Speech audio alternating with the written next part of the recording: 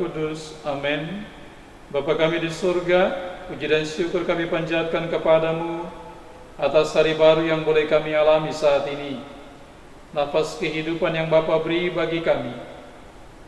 Kami hendak mendengarkan dan merenungkan sabdamu. Utuslah Roh Kudus-Mu memenuhi seluruh diri kami, agar kami dapat memahami sabdamu dan dapat pula mengamalkannya dalam kehidupan kami. Demi Kristus Tuhan dan pengantara kami. Amin. Tuhan bersamamu dan bersama rohmu. Inilah Injil suci menurut Markus.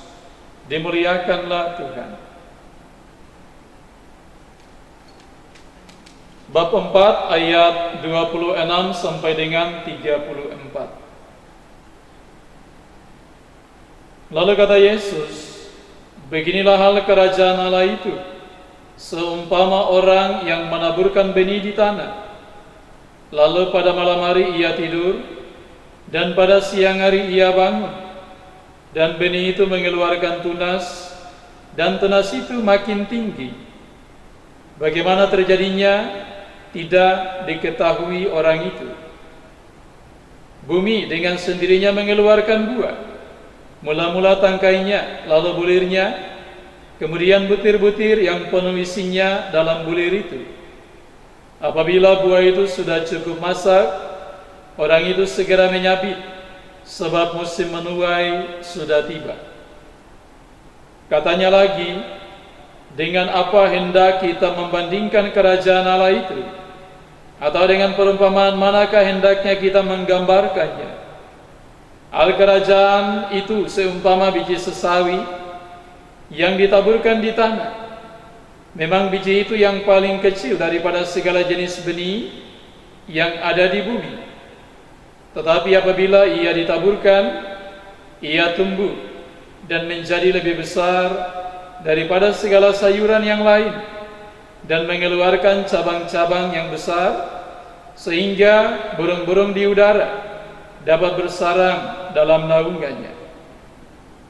Dalam banyak perumpamaan yang semacam itu, ia memberitakan firman kepada mereka sesuai dengan pengertian mereka, dan tanpa perumpamaan ia tidak berkata-kata kepada mereka, tetapi kepada murid-muridnya ia menguraikan segala sesuatu secara tersendiri.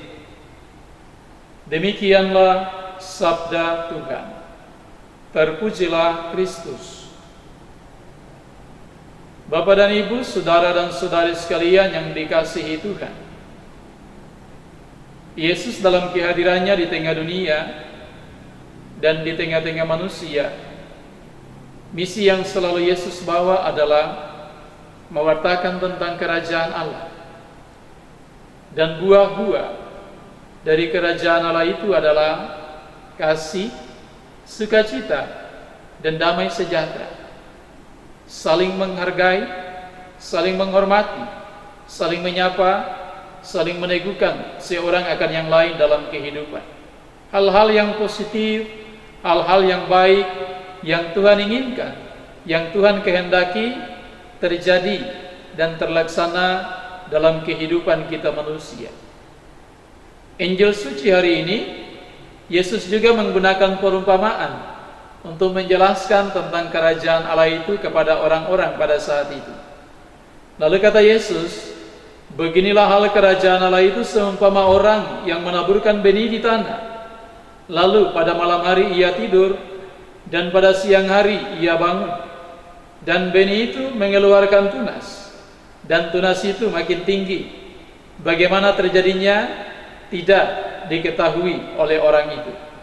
Bapak dan Ibu saudara, barangkali dalam kehidupan harian kita, ketika kita menghadirkan buah-buah kerajaan Allah itu di tengah-tengah kehidupan sosial bermasyarakat, di tempat kerja kita barangkali, kapan dan dimanapun kita berada, mungkin kita diperhadapkan dengan kecemasan, keraguan, berpikir bahwa pewartaan dan pelayananku diterima atau tidak, ditolak atau diterima, dan lain sebagainya.